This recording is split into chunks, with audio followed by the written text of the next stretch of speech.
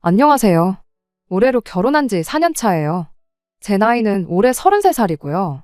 살아보면 당장 돈 얼마 차이 나는 게 중요한 게 아니고 생활력 강한 게 더 중요하다는 부모님 말씀에 상대적으로 형편이 어려운 시댁이었지만 그거 감안하고 결혼까지 했습니다. 저희 부모님이 결혼할 당시에도 외가에 비해 친가가 넉넉한 형편은 아니었거든요.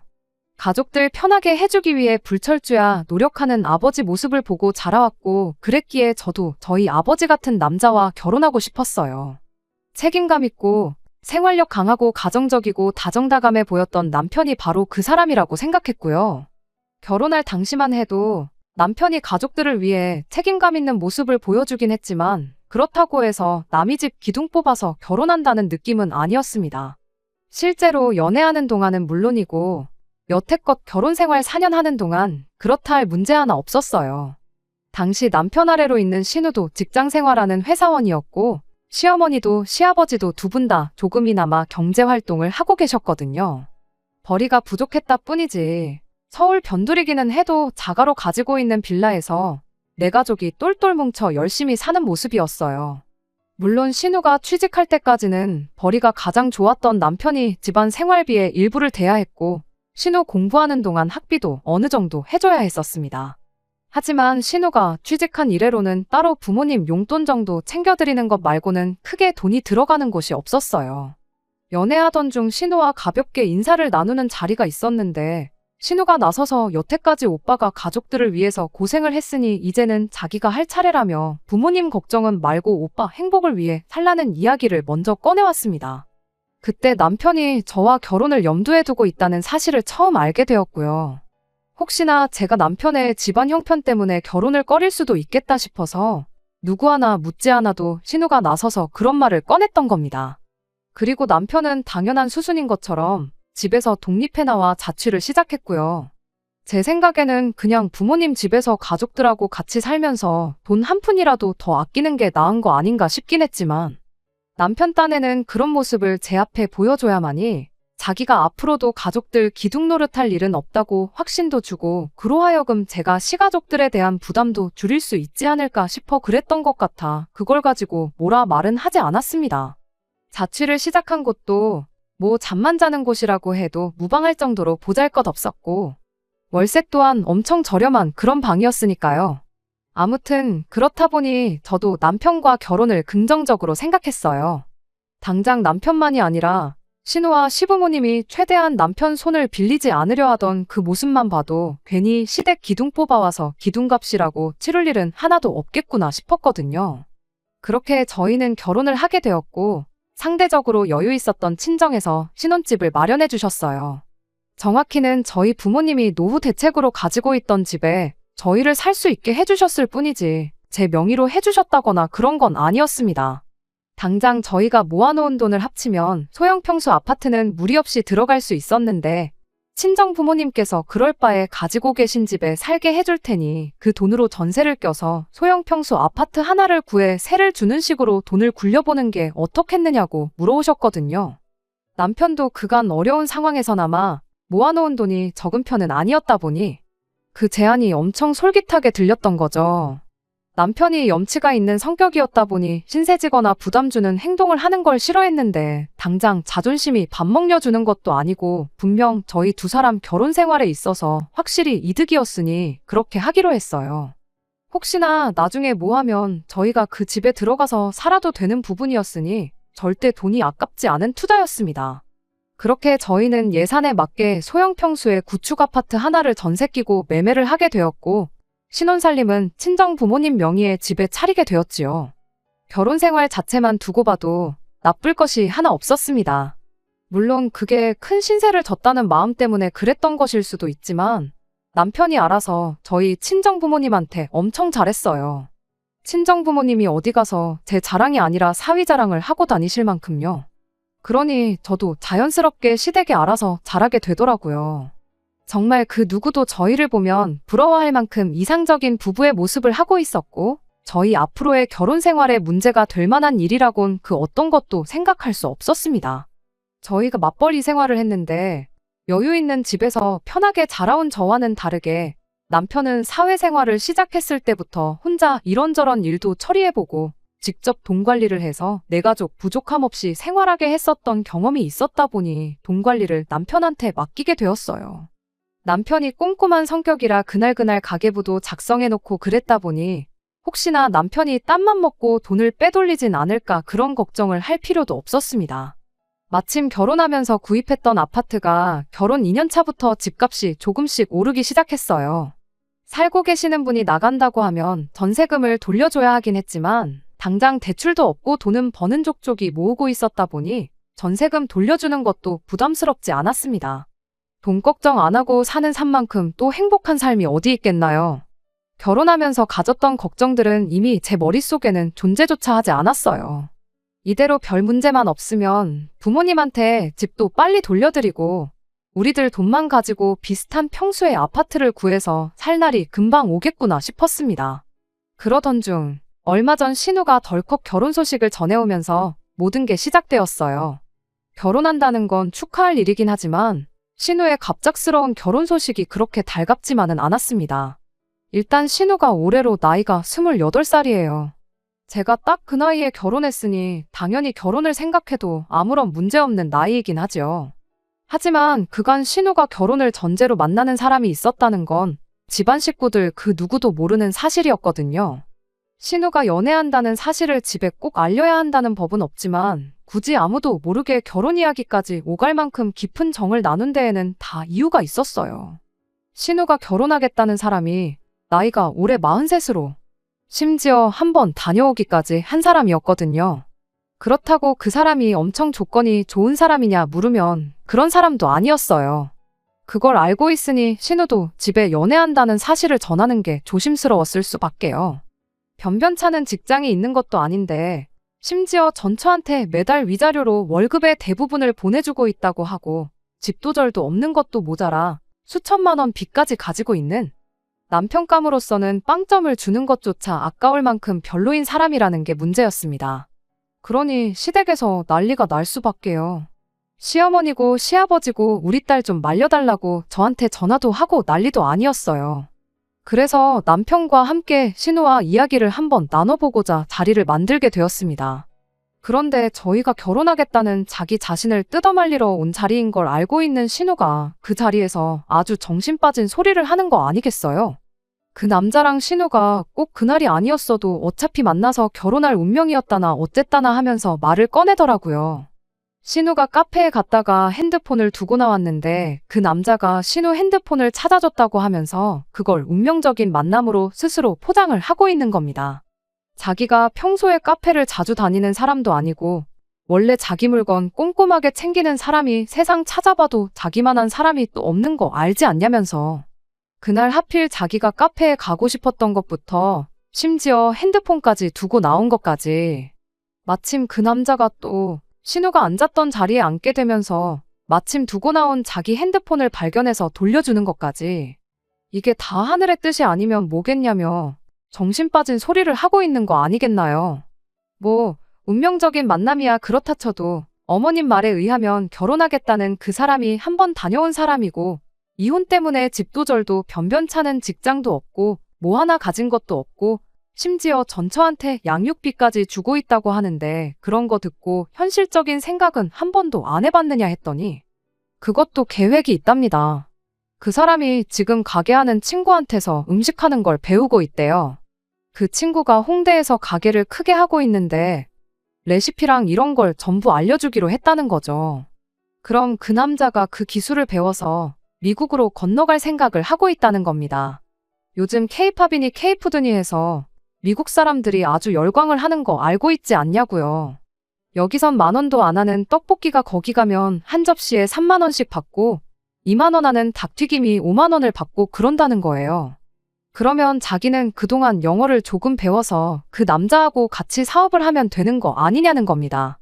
그러면 사람을 굳이 안 써도 되고 그만큼 인건비도 따로 안 들 테고 음식 장사를 하게 될 테니 먹는데 따로 돈도 안 들 텐데 그렇게 하면 돈방석에 앉는 건 시간 문제라는 거예요. 그리고 전처랑 자식들한테 주는 양육비도 다 생각해 둔 게 있다고 그렇게 미국으로 가버리면 전처네 입장에서는 추심업체를 알아보는 것 말고는 방법이 따로 없다더라는 겁니다. 오히려 그 남자가 지금 한국에 아무것도 가진 게 없어서 더 좋은 상황이라고, 애들 크는데 돈 많이 드는 건 알지만 따지고 보면 내 자식도 아닌데 양육비야 안 줘버리면 그만 아니겠냐고 말도 안 되는 소리를 하는 거 아니겠어요. 신우한테 그럼 그 사람이 왜 이혼했는지 그런 이야기는 들은 바가 있느냐 물었죠. 집도 절도 없이 이혼당한 거 보면 뭐 그 사람이 잘해서 이혼한 것 같지는 않아 보여서 걱정돼서 한 말이었는데, 신우는 또 그 질문에다가 대고 왜 이혼을 했겠냐고, 나랑 만나게 해주려고 하늘이 그 남자를 이혼시킨 거다 하는 정신이 빠진 소리를 하더라고요.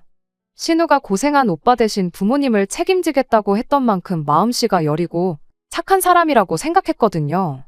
그런데 남편 덕에 고생을 안 한 만큼 착한 건 둘째 쳐도 세상 물정을 몰라도 너무 모르는 거 아닌가 싶었습니다.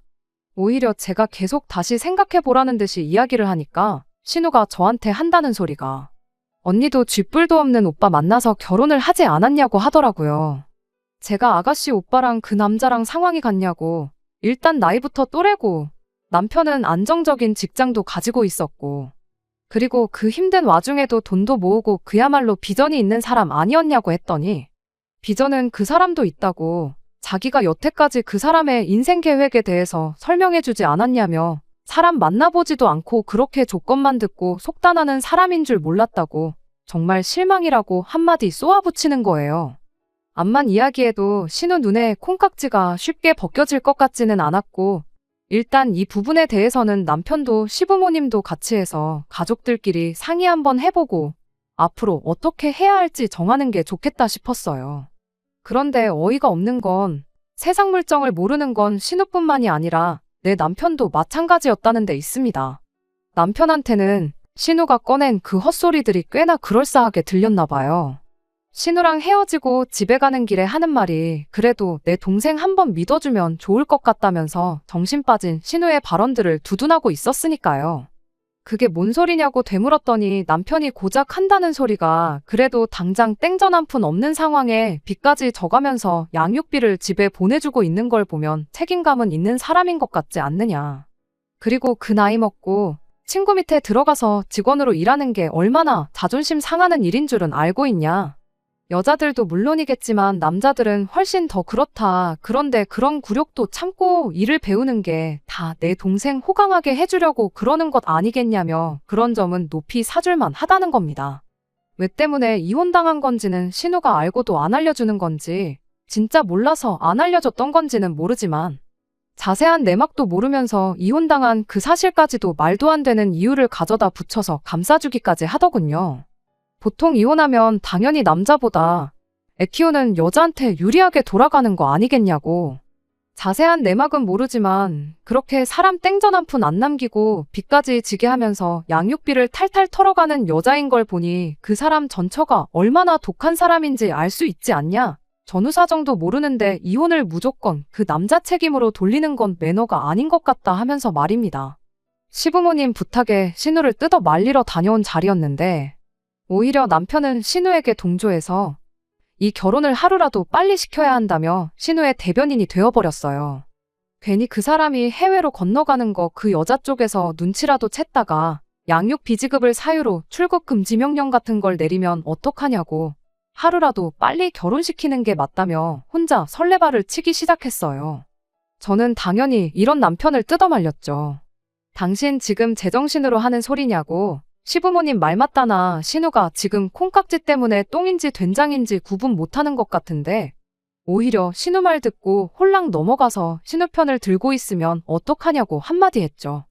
따지고 보면 당신이 뼈 빠지게 고생해서 신우 공부시켜주고 취직시켜준 거나 마찬가지 아니냐. 그런데 취직한 지 몇 년이나 됐다고 그 힘들게 일어놓은 거 다 포기하고 자기 삼촌뻘 되는 남자랑 미국을 건너가서 살겠다는 말도 안 되는 소리를 뜯어말리긴커녕 응원을 해주는 게 말이나 되냐고요. 하지만 남편은 도무지 그 고집을 꺾지 않았어요. 동생 말이 틀린 게 뭐가 있느냐며 당장 뉴스만 틀어도 K-팝이랑 K-푸드에 열광하는 세계인들 소식이 보도되는 거 저도 알지 않느냐고요. 오히려 신우가 앞장서서 온 세상에 한국 음식의 위대함을 알리겠다고 하는데 그거 국가대표나 마찬가지라고요. 국위선양을 하러 가는 거 가족이 아니라 같은 대한민국 사람으로서 응원을 해줘야지. 시작도 안 해본 걸 안 된다고 초를 치는 소리만 하고 있으면 어떡하냐고. 그리고 신우가 저래 보여도 악바리의 고집도 보통이 아니라 한번 마음먹은 건 반드시 이뤄내는 그런 사람이라고. 그리고 그렇게 계획한 일은 무조건 끝에 가서 성공시키는 야무진 아이니까 그냥 신우를 말릴 게 아니고 잘하라고 믿어주고 응원을 해주는 게 맞다는 소리를 하고 있는 거 아니겠나요? 그러면 시부모님은 어쩌냐고. 당장 우리가 신우를 뜯어말려줄 소식만 못 봐줘라 기다리고 계실 텐데 두 분께는 어떻게 설명드릴 거냐 했더니 부모님 일은 문제 축에도 끼지 않는다는 겁니다. 어차피 어머님 아버님 두 분 다 자기 말이면 껌뻑 죽고 무조건 믿어주는 분들이시니 자기가 된다고 한마디만 해도 많이 안심하시고 신우 편을 들어주실 거라 하더군요. 남편 말이 일리가 있는 게 하나도 없었어요. 솔직히 웬만큼 받아줄 만한 건덕지가 있으면 그렇구나 하고 이해라도 하려고 노력했을 텐데 주구장창 틀린 소리만 하고 있으니 이거 신우 앞길을 생각하면 내가 나서서 알아봐야겠구나 그런 생각이 들었죠. 그러기 위해서는 신우보다 남편을 먼저 설득하는 게 중요하다 싶었어요. 남편한테는 일단 시부모님께 그 어떤 말도 전하지 말고 가만히 있어달라 부탁을 했죠. 일이 이렇게 될 줄 알았다면 그냥 똥인지 된장인지 찍어 먹어보라고 내버려 둘 걸 싶었지만 그때까지만 해도 저희 정말 아무런 문제 없이 결혼 생활 잘만 하고 있었으니 어떻게든 신우 앞길 지 손으로 망쳐놓는 것만큼은 못하게 해야겠다는 생각이었습니다. 일단 제가 어릴 적에 친하게 지내던 친구 중에 가족들까지 전부 이민을 가서 살고 있는 친구가 한 명 있어서 현지 상황은 어떤지부터 알아봤어요. 친구 말이 뭐 먹는 장사가 다 그런 거 아니겠냐고. 한국 사람들한테는 맛없다고 소문난 집도 미국 사람들한테는 맛있다고 소문이 나서 대박이 나는 집도 봤고 한국 사람들한테는 찐맛집이지만 비한국인 손님들한테는 관심 끌지 못해서 소리 소문 없이 망하는 집도 있고 이걸 해서 100% 된다는 확신이 있으면 나부터 하고 있지 않겠냐면서 사업이라는 게 운때도 맞고 여러모로 아다리가 맞아야 잘 되는 것 같다는 애매모호한 대답을 들었어요. 진짜 한류 열풍이 우리나라 뉴스에 나오는 것처럼 그러냐고 물어본 질문에는 예전하고 비교하면 한국 음식에 대한 인식도 많이 나아진 편이라고 하더라고요. 떡볶이 하면 고무 씹는 것 같다고 질색을 하던 미국인들도 이제 줄 서서 먹고 인터넷 조금만 찾아봐도 한국 치킨이 세상에서 제일 맛있는 치킨이라고 유행도 하고 있고 뭐 그런다면서요. 정작 자기 인생에는 달라진 게 없어서 모르겠지만 한류 열풍은 확실히 있다는 대답도 들었죠. 사실 신우한테 확신이 없던 저로서는 친구의 대답이 제가 원하는 대답은 아니었습니다. 하지만 일부러 초치고 싶은 생각은 없었으니 신우 말대로 어느 정도 가능성은 있겠구나 하고 판단했어요. 그럼 이제 신우가 말하는 그 남자가 배운다는 그 레시피가 얼마나 가능성이 있겠는가 판단해보는 게 낫겠다 싶었습니다. 인터넷으로 가게 이름을 검색해 가게에 올라온 리뷰들을 정말 처음부터 끝까지 다 읽었어요. 그런데 솔직히 객관적이지 않다는 생각이 들더라고요. 블로그 같은 데 보면 업체에서 돈 얼마 받고 의뢰받아 올린 리뷰들이 대부분이었는데 단점은 하나도 없이 칭찬 일색이었으니 신뢰가 가지 않았달까요. 그렇다고 지도 앱에 달려있는 별점이랑 리뷰 또한 믿을 만한 지표가 아니었습니다. 보아하니 리뷰를 남겨주면 공짜로 술안주를 주는 이벤트를 하고 있더라고요. 공짜로 뭘 주는데 일부러 안 좋은 이야기 남길 사람이 몇이나 되겠나요. 간간히 보이는 진짜 리뷰가 있기는 했는데 거기서도 의견이 반반 갈려서 직접 가서 먹어보지 않는 이상은 판단이 서지 않겠다 싶었습니다. 그래서 친구랑 홍대에 다녀왔는데 금요일 퇴근 시간 한참 때인 시간에 가서 그랬나 줄까지 서 있을 만큼 장사가 정말 잘 되는 가게였어요. 줄이 그렇게 많은 건 아니었는데 솔직히 들어갈 엄두가 나지는 않더라고요. 아직 스스로 한참 때 나이라고 생각하긴 합니다만 가게 안은 음식이 무슨 색인지 구분도 안 갈 만큼 화려한 조명이 번쩍이고 있었고 시끄러운 음악 소리하며 무엇보다 가게 안을 가득 메운 사람들이 하나같이 20대 초반 정도로밖에 안 보이는 손님들 뿐이었으니까요. 그 사이에 껴서 앉아있는 게 그래도 되나? 아니 애초에 내 나이 또래의 사람들을 입장이라도 시켜주려나 그런 생각이 들었습니다. 결국 그렇게 가게에 직접 가보는 건 포기하고 집에 돌아왔죠. 다행히 멀리서 찾아볼 것도 없었습니다.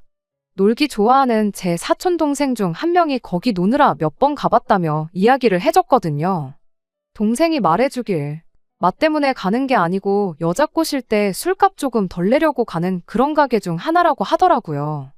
안주도 빨리 나오고 가격도 저렴해서 젊은 애들이 많이 가는 곳이라고 하길래 뭐 특별히 맛있는 메뉴가 있냐고 물어봤죠. 떡볶이나 치킨이나 동네 골목만 돌아도 이미 익숙한 체인점들이 판을 치는데 굳이 거기 가서 그런 걸 먹지는 않겠다고 그냥 딱 동네 호프집에서 나오는 제품 데워준 맛이다. 뭐 이런 이야기를 해주더라고요.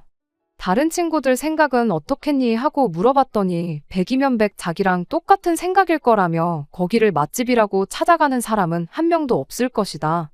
확신에 차서 한마디를 해주는 겁니다. 물론 제 사촌 동생이 요식업계 전문가도 아니고 그냥 놀러 다니기 좋아하는 평범한 대학생인데 동생의 의견 하나만 듣고 그게 정답이라고 하기엔 무리가 있긴 했어요. 하지만 그래도 이 정도면 충분히 남편 정도는 납득시킬 수 있겠구나 싶었습니다. 그래도 돈 계산하는 것만큼은 빠른 사람이었거든요. 거기에 남편 말 맞다나 시부모님은 남편 말이라면 무조건 들어주실 테고 온 가족이 나서서 반대를 하면 신우도 정신을 차리거나 포기를 하거나 하겠구나 싶었거든요. 그리고 동생하고 이야기가 끝난 날 퇴근해서 집에 돌아온 남편에게 이 이야기를 꺼냈습니다. 남편은 제 말에 그렇구나, 그랬구나 하면서 대답을 하기는 했는데 왠지 그 느낌이 대충대충 너 혼자 떠들고 말하라 하면서 말을 넘기는 느낌이 들었어요. 중간중간 남편한테 내 말 듣고 있지? 들었지?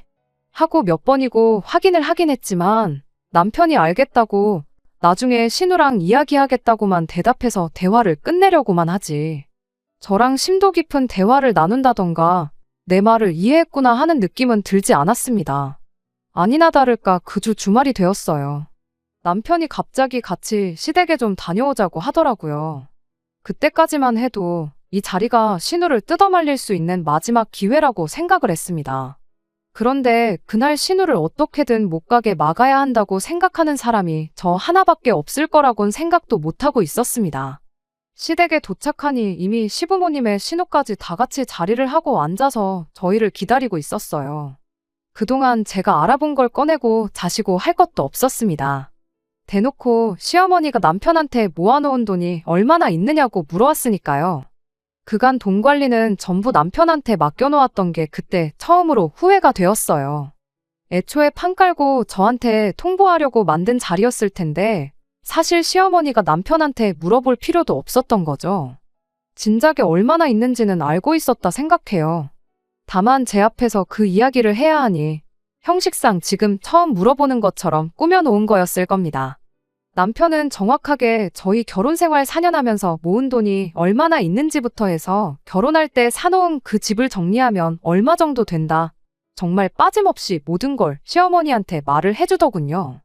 그때 딱 눈치를 챘죠. 제가 알아본 결과 한류 열풍을 등에 업고 미국에 건너간다고 해서 무조건 성공한다는 보장도 없다는 이야기부터 그 남자가 일한다는 친구라는 사람 가게가 어디 가서 분점을 낼 만큼 맛집이 아니라는 사실. 그냥 위치가 좋고 찾아오는 손님들 연령대를 제대로 고려했기 때문에 큰 돈을 벌고 있다는 이야기를 했었을 때 남편의 시큰둥한 반응부터 아마 이미 시댁에서는 자기들끼리 신우를 그 남자와 결혼시켜 미국에 보내기로 결정을 해놓은 상태고 돈이 얼마 있는지 물어보는 건 아마 신우가 미국에 건너가는 비용의 일부를 저희가 조금 융통해 줄 수 있는지 물어볼 생각이라는 걸 말이죠.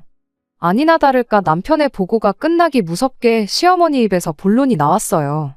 일단 남자 쪽에서 여력이 없다고 하니 비교적 여유가 있는 우리가 신우 미국 가는 정착금을 해줘야겠다고요. 이미 비교적 여유가 있는 우리가 라는 말부터가 어이가 없었습니다. 우리라기보단 저희 돈으로 해주려는 게 뻔히 보이는데 한 가족이라는 이유만으로 저까지 싸잡아 놓은 말이나 마찬가지였으니까요. 그러면서 신우가 알아본 결과 비자 같은 거부터 해서 수속 비용이 얼마, 거기에 가게 차리는데 얼마 정도가 든다더라 하면서 들어가는 초기 비용은 투자라고 생각하고 아까워하지 말고 신우한테 돈을 빌려주라는 소리를 하더라고요. 어차피 니들은 당장 그 돈 없어도 사는데 아무 지장 없지 않냐면서 말이죠. 정말 아무리 시어머니라도 그렇지 나한테 돈 맡겨놨어요. 소리가 목끝까지 나오는 걸 억지로 집어삼키고 다시 한마디 했어요. 그 돈이면 굳이 미국까지 안 가도 동네에 치킨집 하나, 떡볶이집 하나씩 가게 2개는 차리겠다고요. 그랬더니 이번에는 남편이 나서더군요. 뭘 알지도 못하면서 그런 소리를 하느냐고요. 당장 시어머니 집 근처만 해도 우리나라에 있는 치킨집 체인점이란 체인점은 다 있다고, 남들 다 하는 거 해서 돈을 얼마나 벌겠다고 그런 소리를 하느냐입니다. 그리고 체인점은 본사랑 엮여 있기 때문에 로얄티로 얼마가 나가고, TV에 연예인들 광고 나오는 거 그런 것도 전부 다 본사에서 광고부터 찍고 그 비싼 돈 가맹점주들 고혈을 빨아먹고 있는 거라고. 한 달 내내 장사해서 그 체인점 사장배만 불려주고 자기 인건비 겨우 건져가는 게 현실인 거 모르냐고 쓴소리를 하더라고요.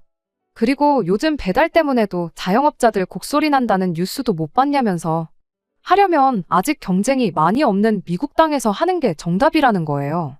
남편 말이 무조건 틀렸다고 볼 수는 없겠지만 체인점 생태계가 어떻게 굴러가는지 저는 모르니 일단 가만히 있었습니다. 대신 그럼 왜 미국은 그 남자랑 신우 둘이 가는데 그 사람의 어디를 보고 어디를 믿어서 땡전 한 푼 안 보태게 하고 그 사람 목까지 우리 돈으로 내주려고 하느냐고 되물었어요. 그랬더니 또 한다는 소리가 글쎄 그 사람은 대신 기술을 배워오지 않냐는 겁니다. 마침 기술이라길래 남편한테 내가 이야기해준 거 기억 안 나냐고 그 가게 가서 직접 음식은 먹어보기나 했냐고 한마디 물었죠. 신우랑 시부모님한테도 똑같이요. 물론 저도 먹어본 건 아니지만 듣자 하니 직접 조리를 하는 게 아니고 제품 받아서 데워다가 서빙해주는 그냥 평범한 호프집인 것 같은데 무슨 기술을 배우고 있는지, 그리고 정말 미국 가서 대박을 낼 만큼 실력이 있는지 그 사람을 불러서라도 한번 검증을 해봐야 하는 거 아니겠냐고 했어요. 그랬더니 집이랑 업장이랑 뭐 불의 세기가 달라서 맛이 다를 거라는 둥, 이러쿵저러쿵. 이미 한 가족으로 4년을 넘게 살아온 저보다 어디서 굴러먹다가 이혼당했는지도 모르는 43살 아저씨 편을 더 들어주는데 참으로도 어이가 없더라고요.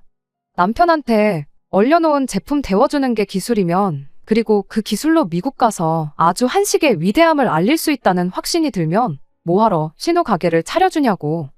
당장 우리가 가서 가게를 여는 게 맞지 않겠냐 했죠.